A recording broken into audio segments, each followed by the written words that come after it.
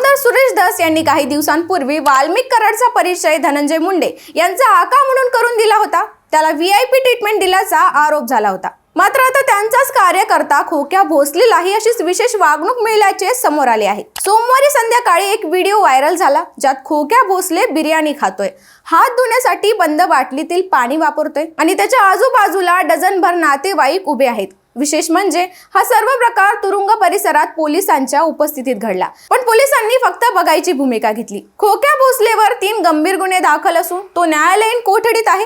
मात्र त्याला फोनवर बोलण्याची सुविधा देखील दिली गेली, ज्यामुळे बीड पोलिसांवर प्रश्नचिन्ह निर्माण झाले आहे. काही निवडक आरोपींसाठी पोलिसांची भूमिका मवाळ का? अशा सुविधा आरोपींना कशासाठी? असे अनेक प्रश्न उपस्थित होत आहेत. त्यातच दुसरा आरोपी दादा खेंडकर, जो न्यायालयीन कोठडीत होता, त्याचा अचानक पोटदुखीमुळे त्याला जिल्हा रुग्णालयात दाखल करण्यात आले आहे. यामुळे न्यायालयीन कोठडीत असलेल्या आरोपींना मिळणाऱ्या सवलतींवर नवे वाद निर्माण झाले आहेत.